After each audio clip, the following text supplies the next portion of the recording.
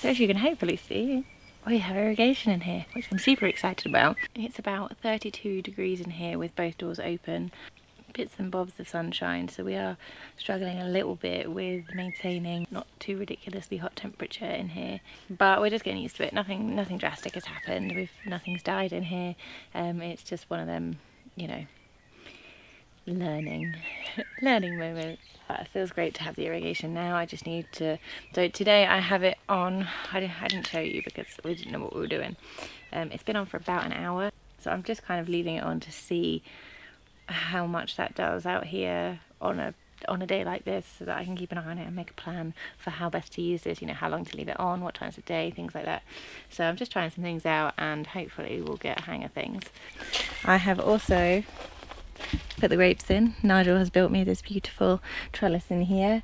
It is just some wood that he's driven into the ground and then popped some holes. I don't know if that's obvious.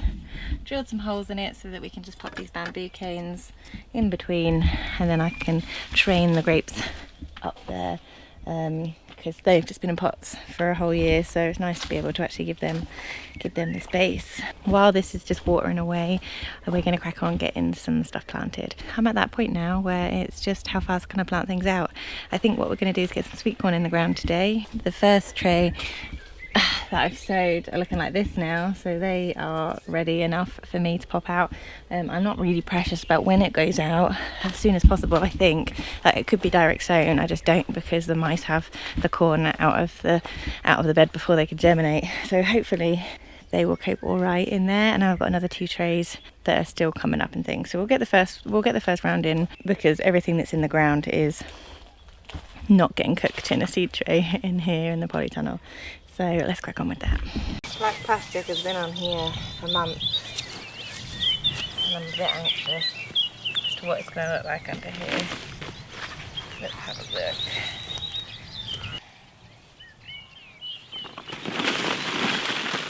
Oh. It's more alive under here than I thought it was going to be. In terms of grass and things, it's yellow. That's concerning.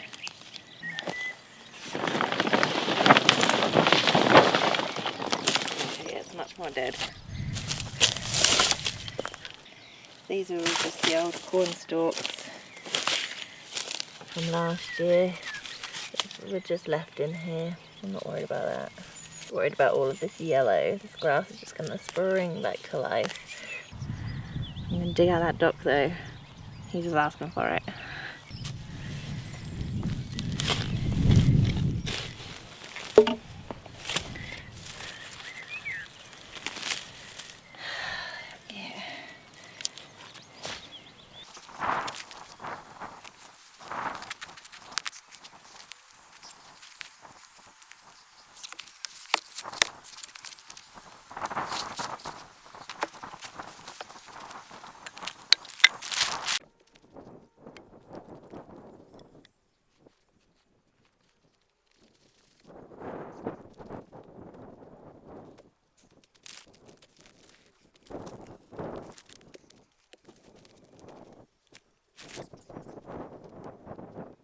Okay, what I think I'm going to do, so last year I grew corn in this patch and I used pumpkins to keep the weeds down around the outside and throughout the patch, but I think I planted the pumpkins too soon because they took over some of the corn, like they just grew over them and completely strangled them out. So I think what I'll do is pop the corn in today. I've sown some winter squash, some pumpkin seeds a few days ago.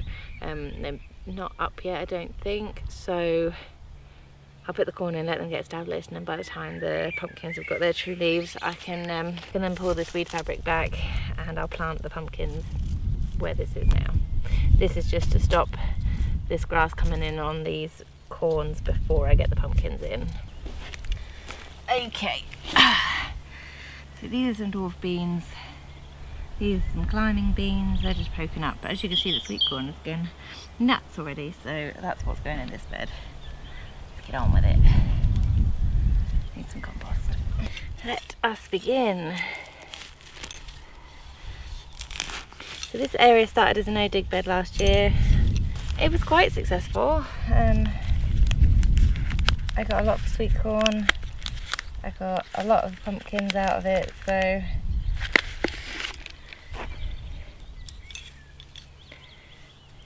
this is my first year growing in already established no-dig beds, if you see what I mean. Not new, so we'll see. I'm using a lot less compost this year just because it's so very expensive. So I'm just going to sort of fill in the hole around each plant with some fresh compost and see how that does.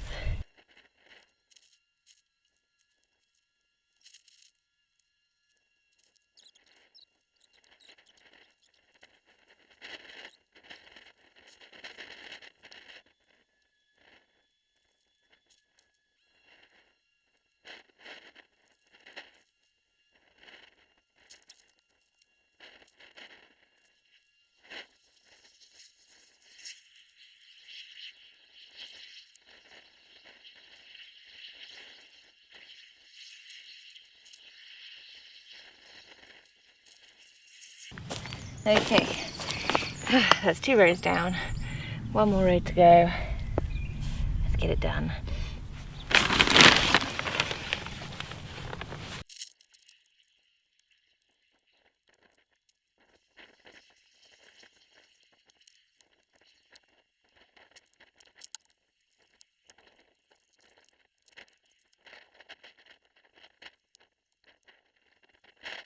So I totally spaced that I had a meeting then, and I looked at the time and I was 1 minute late and I was still out here planting sweetcorn.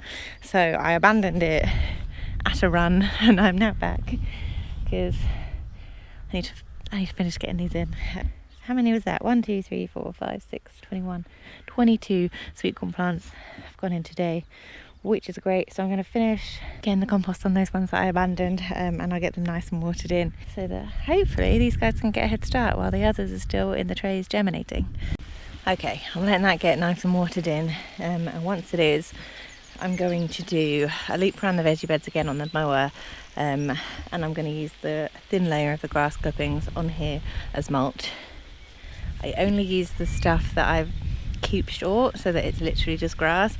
I mean, if you look in the rest of the fields, there's buttercups and there's plantain seed heads and grass seed heads and stuff, so that stuff doesn't go on my beds as mulch. Only the bits that I keep short, so it's literally just, you know, the top cutting of the grass, because I don't want to spread the seeds all around in my mulch, you know. So before the day is up, I will do a quick round around the beds on the mower, because that A, gets the beds nice and tidy, and B, gives me some mulch to put on these things that I'm planting out. But first, I think I'm going to get the beans that have come up, I'm going to pop them straight in the ground. You know, these cells are quite small for things like corn and beans, so it really is just a starting point, and I want to get them in the ground as quick as possible.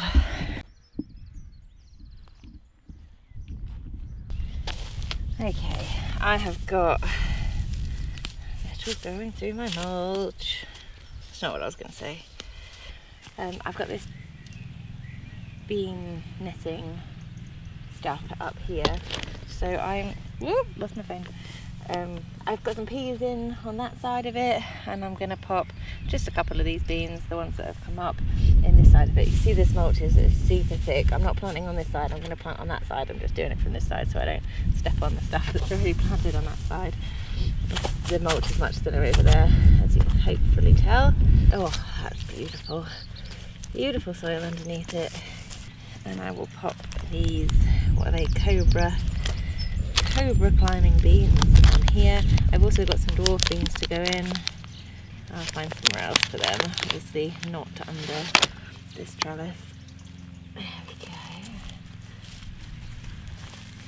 Like, one of the things I didn't do great last year was just falling behind with planting, because I was waiting until like a whole tray was ready, and then, you know, all it takes, if you wait till that last possible point where every single seed has germinated and is a size that you're happy to put out, then chances are the ones that came up first have gotten a bit stuck in there by then, especially if, you know, something happens and you're delayed by just a couple of days, as you know, life happens. So this year I'm endeavouring to just, you know, whenever I've got a spare 5 minutes, if there's something that's ready to go outside, just put it out. I'd rather put things out just that little bit too early, and have them you know, struggle a little bit or whatever. Obviously that's not ideal. The right time is ideal, but in a hypothetical world where you can't do everything at the perfect time, I would rather it be too early rather than, you know, just miss the boat. There's nothing worse than starting all these seeds because you think, oh, that's the right amount of something that I really want, you know, to grow, and then you let it die in a pot. That's just depressing. So my mantra this year is to get it planted, but every time I plant something, start the next seed. You know, these are beans. I can be sowing these for the next at least month or so that, you know, if these don't make it, well, it's not going to be long until the rest of the beans in this tray are up, and then I'll just replace them. And then when this tray is all out, I'm gonna sow some more beans in here. So if the first set doesn't go great, then the next set might. And the next set after that, I'll just keep putting stuff in because we will get food. Okay, in this bed here, these here are onions. Now they're not doing nearly as well as my overwintered onions, but to be honest, this soil is a bit dry. It's a bit weedy. So I'm just going to spend 10 minutes here. I'm going to get the weeds out. I'm going to go over it with a hoe, and I'm going to pop some compost on here. I'm being quite frugal with the compost this year because I don't have loads left and I don't want to spend any more. But I think this bed really does need it because these little onions, I think they're red onions, you know, they need a bit. They need a bit of something. There's also a lot of self-seeded nasturtiums in here, which I have left so far. I'm going to have to pull some of them, but at the moment they're making me happy. I might regret it. I don't want them to get too out of hand. Maybe I'll just leave one or two. Yeah, this bed is dry. It's definitely in need of some compost and then a mulch layer if I'm going to put anything else in here. Otherwise it's just fighting too much of a battle. If you follow Charles Dowding, he always says keep your garden tidy if you have a problem with slugs. And I obviously don't follow that advice, and I do have problems with slugs, and this is a great example. I leave the compost bags just out in the garden because, you know, I just leave them over patches that I'm potentially going to get a bit weedy, or I've already got a bit of grass growing in. But I've just picked this one up, and there's about 10 slugs that I've just shown into the daylight by picking this up. Better off just getting the compost out of the bag and then putting some mulch on it, or actually doing the weeding as I need to do. Alright, bud. You know, when I say I'm being frugal with compost, I'm just not using it when I don't need to. I think, you know, there's no point leaving a dry, dusty, dead looking bed with no compost on it, because, you know, what's the point? Especially if I've already got the evidence that things aren't doing great in here.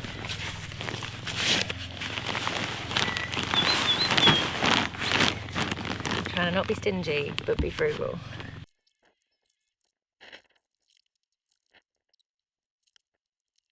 Oh, hopefully adding this layer of compost will give it a little boost, and then we'll get a mulch layer on this as well, so that there's it's not just going to dry out again.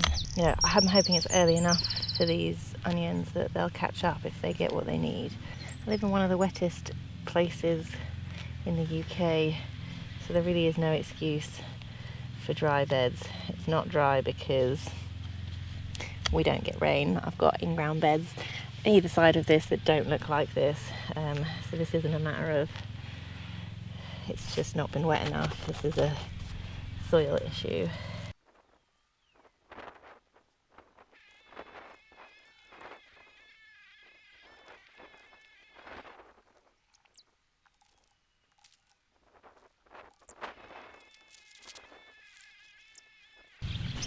Okay, that's better, much better. Let's get the beans in here, and then I'll get some mulch over the top of this as well. Okay, here we go. What are these? The Prince. The Prince dwarf bean.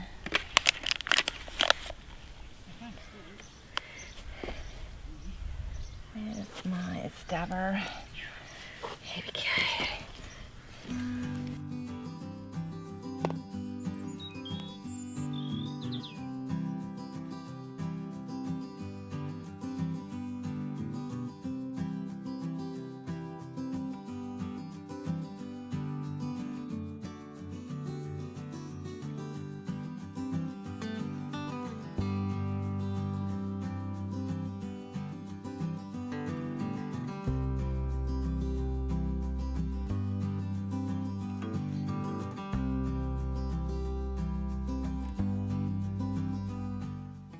So this grass is obviously very fresh and very green and therefore very hot.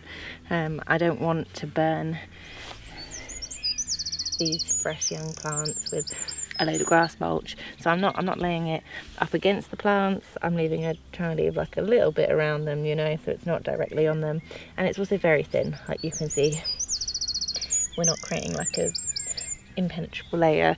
We just put a bit on there just to try and hold a bit of moisture in this, and then because it's a thin layer, these will just dry out rather than doing that. If you know, pile up a load of fresh grass clippings, they just go to sludge, and where it's nice and thin and it's on this top layer, they'll just dry out, and then it will be the same as having a dry layer of grass on top. So it is just a little barrier for the soil.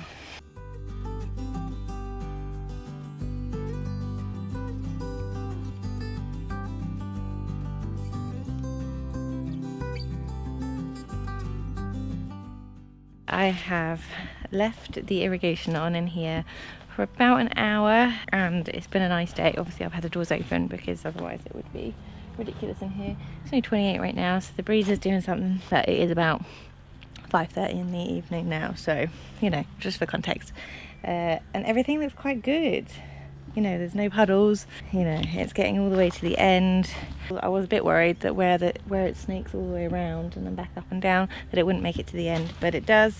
So I'm pretty happy. That's just, that makes that job so much easier.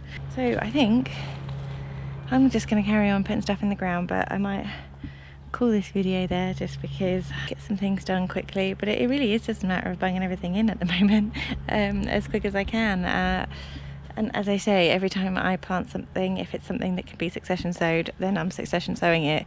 I would rather get to the point where I'm like, I've got too many things, I can't possibly fit them in my beds, rather than have empty bed space. So I'm just going to keep planting, keep whacking stuff out, and just let this season go where it takes me. So I hope that you will join me for the journey, and I'm very grateful for those of you who already do. So thank you, and we will catch up soon. Bye.